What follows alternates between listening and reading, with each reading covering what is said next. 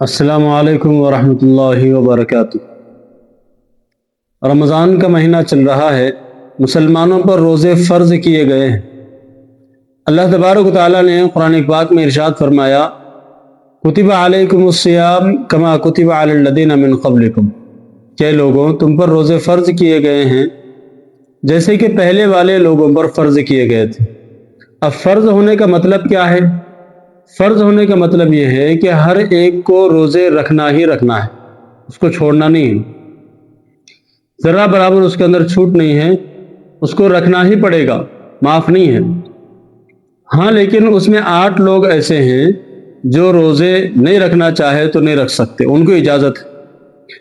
अब उन 8 लोगों में कुछ लोग ऐसे भी हैं कि उनके लिए तो रोज़ा रखना गुनाह है, यानी वो रखेंगे तो उनके लिए गुनाह हो जाएगा। तो अब वो 8 लोग कौन हैं, वो तरतीब से आपको बताएंगे, आप उनको सुनिए और सुन करके दूसरों तक इस बात को पहुंचाइए, ये अब आपकी जिम्मेदारी रहेगी। लेकिन याद रखिए कि रोजे फर्ज हैं, हर एक को रखना है। रोजा न रखने वालों के भी अपने अपने बहाने हैं। जैसे कोई मिस्त्री काम करने वाला है, सेंटरिंग काम करने वाला है, या फिर खेती में काम करने वाला है, तो ये लोग ये बहाना बनाते हैं कि भाई हमारा काम ही ऐसा है कि रोजा नहीं रख सकते, हमें दिन भर धूप में रहना पड़ता है, दिन भर खेत में रहना पड़ता है, या दिन भर छत पे या काम करना पड़ता है, दिन भर हमें सेंटिंग ठोकना पड़ता है, काम करना पड़ता है।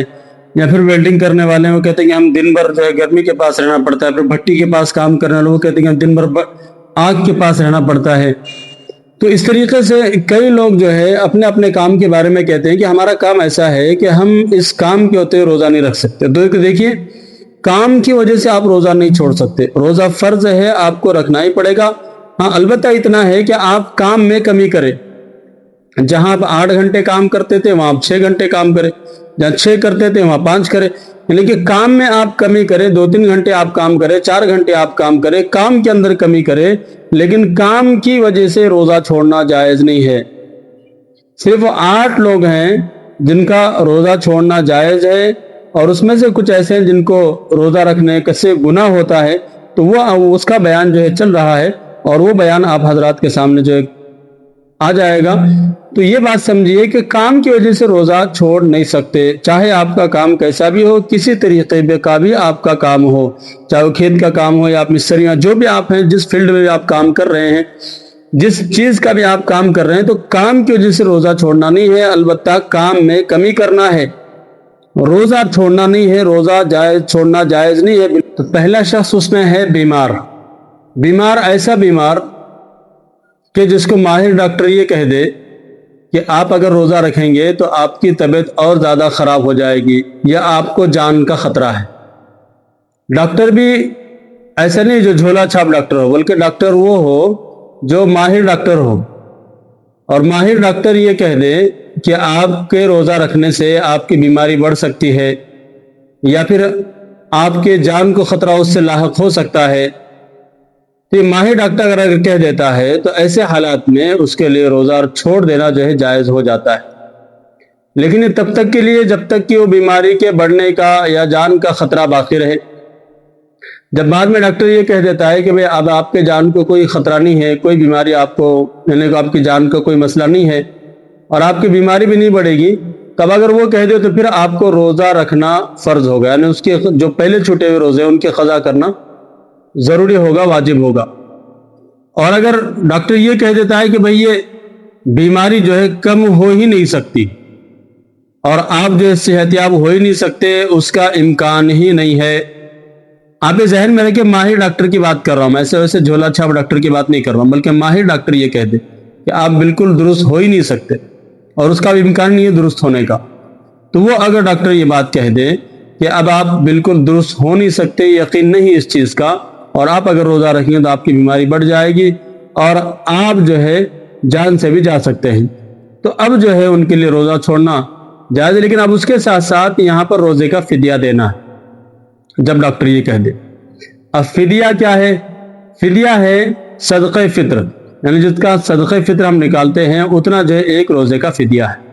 लेकिन अगर इत्तेफाक से आगे चल करके वो साहब दुरुस्त है, वो आप दुरुस्त हो जाते हैं और डॉक्टर ये कहता है कि आप दुरुस्त हो गए और आपकी सेहत अच्छी हो गई, تو اب آپ کے لیے جن روزوں کا آپ نے فدیہ دیا تھا وہ روزے بھی آپ کو رکھنا ہوگا، ان کی قضا کرنی ہوگی۔ کیوں؟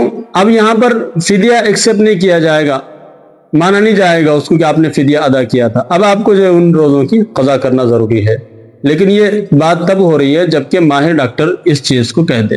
تو اس میں دوسرا ہے پریگننٹ عورت، یعنی حاملہ عورت، جس کو ماہر ڈاکٹر یا ماہر لیڈیز ڈاکٹر یہ کہہ دے کہ بھئی آپ کے روزہ رہنے کی وجہ سے پریگننسی پہ اثر گر سکتا ہے، آپ کی صحت پر اثر گر سکتا ہے، اور آپ کے بچے پر اثر گر سکتا ہے، یا پھر آپ کا یا آپ کے بچے کا نقصان ہو سکتا ہے۔ تو یہاں پر یہ بات یاد رہے کہ ماہر ڈاکٹر کی بات کی جا رہی ہے، ایسا ویسا کوئی ڈاکٹر نہیں۔ ورنہ تو آج کل تو پریگننٹ عورتوں کے لیے علاج کرانا ایک فیشن بن چکا ہے کہ جیسے پریگننٹ ہوئے فوراً جو ڈاکٹر کے پاس گئے، حالانکہ وہ فٹ فاٹ ہے، صحت مند ہے، کوئی مسئلہ نہیں ہے، کوئی تکلیف نہیں ہے ان کو، لیکن پھر بھی جو ان کا علاج چلتا رہتا ہے، ایک فیشن چل رہا ہے۔ اور اگر وہ کہیں علاج نہ کرائے تو دوسری جو عورتیں ہوتی ہیں وہ عورتیں کہنے لگتی ہیں کہ بھئی کیا ہوا، آپ پریگننٹ ہیں، آپ علاج نہیں کرا رہے، کہیں آپ کا کہیں علاج نہیں چل رہا، آپ کسی ڈاکٹر کے پاس جا رہے نہیں، وہ پوچھنے لگ جاتے ہیں۔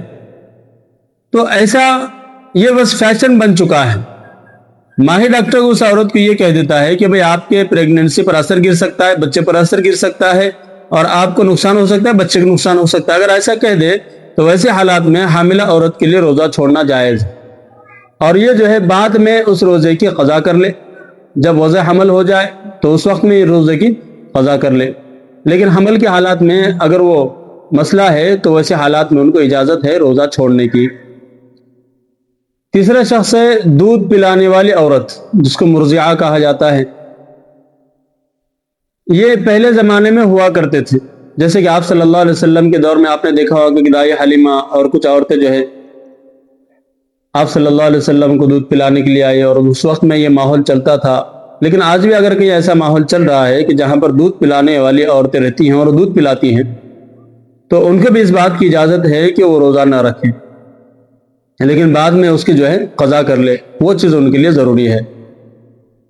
چوتھی چیز اور چوتھا شخص اس کے اندر ہے حیض اور نفاس والی عورتیں، یعنی عورت کو جو ماہواری جو حیض آتی ہے اس کو ماہواری جو آتی ہے اس کو حیض کہا جاتا ہے، اور نفاس جو ہے وہ بچہ پیدا ہونے کے بعد آتا ہے۔ کہ ان عورتوں کے لیے یہ تو روزہ رکھ ہی نہیں سکتی، اگر یہ روزہ رکھیں گے تو یہ گنہگار کہلائیں، ان کو روزہ رکھنا بالکل بھی منع ہے، شرعی طور سے منع ہے، تو ان کو روزہ رکھنا نہیں ہے۔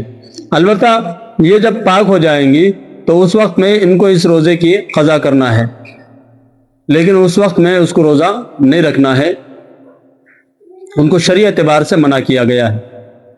اب پانچواں شخص اس کے اندر ہے شیخ فانی۔ شیخ فانی اس شخص کو کہا جاتا ہے جو بہت زیادہ بوڑھا ہو یا بہت زیادہ بوڑھی ہو، یعنی مرد ہو یا عورت، شیخ فانی۔ اب جس کے صحت یاب ہونے کی کوئی امید باقی نہیں رہی، تمام تر امیدیں ختم ہو چکی ہیں، اور ڈاکٹرز نے یہ کہہ دیا ہے کہ بھئی اب یہ دنیا سے جانے والے، اب ان کی کوئی امید جو ہے نہیں ہے، ذرا برابر یہ صحت مند نہیں ہو سکتے، اب ان کی کسی طرح کی بھی زندگی کی بھی امید جو ہے باقی نہیں ہے۔ تو اگر کوئی ایسا شخص ہے یا مرد ہے یا عورت ہے تو اس کے لیے بھی روزہ رکھنا جو ہے، روزہ چھوڑ دینا جائز ہے۔ اور اگر امید بالکل صحت کی نہ ہو تو وہ فدیہ ادا کرنا ہے۔ اور فدیہ کیا ہے، میں نے آپ کو اس سے پہلے بتا دیا کہ ایک صدقہ فطر جو ہے اس کا فدیہ ہوتا ہے، وہ اس کو ادا کرے۔ تو یہ شیخ فانی کا حکم ہے۔ تو یہ کتنے ہو گئے؟ یہ 5 ہو گئے۔ اب چھٹا شخص اس کے اندر ہے پاگل اور دیوانہ، کہ کوئی ایسا ہے جو پاگل ہے، دیوانہ ہے، یا اچھا تھا پاگل اور دیوانہ ہو گیا، تو اب وہ شریعت کا مکلف نہیں رہا، تو اب اس پر روزے بھی جو ہے فرض نہیں رہے، اس کے دیوانے پن کی وجہ سے، اس کے پاگل ہونے کی وجہ سے۔ ہاں لیکن بعد میں وہ صحت مند ہوتا ہے، صحت یاب ہو جاتا ہے اور اچھا ہو جاتا ہے، تو اب اس پر وہ روزے کی قضا بھی نہیں ہے۔ کیوں؟ تو وہ اس وقت میں شریعت کا مکلف ہی نہیں تھا، اس لیے اب اس پر ان روزوں کی قضا بھی واجب نہیں ہوگی۔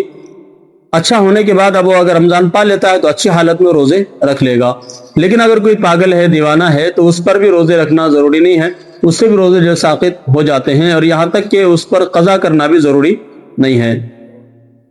7واں شخص ہے کہ وہ ہے جس کو جان کا خطرہ ہو، کہ اگر روزہ رکھے گا تو ماہر ڈاکٹر، جیسے کہ میں کہتا آ رہا ہوں، آپ سمجھ رہے ہیں اس چیز کو، ماہر ڈاکٹر اور ماہر حکیم اس بات کو کہہ دے کہ بھائی آپ اگر روزہ رکھیں گے تو آپ کی جان جا سکتی ہے، آپ کی جان کا خطرہ لاحق ہو سکتا ہے اور آپ جو ہے مر سکتے ہیں، ایسا اگر کہہ دیتا ہے تو ویسے حالات میں ان کا روزہ چھوڑنا جو ہے جائز ہے، وہ روزہ چھوڑ سکتے ہیں۔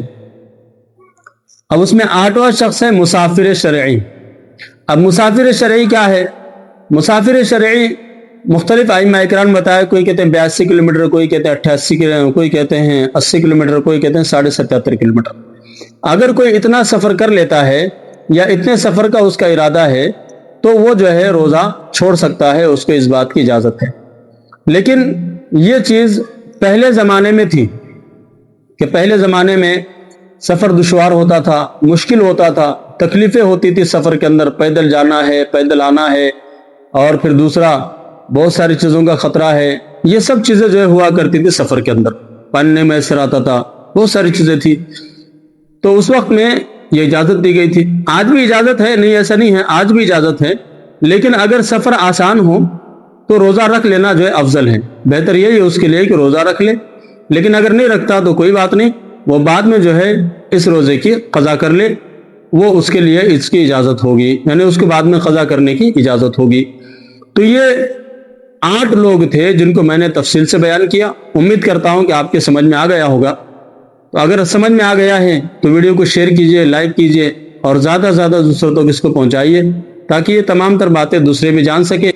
السلام علیکم ورحمۃ اللہ وبرکاتہ۔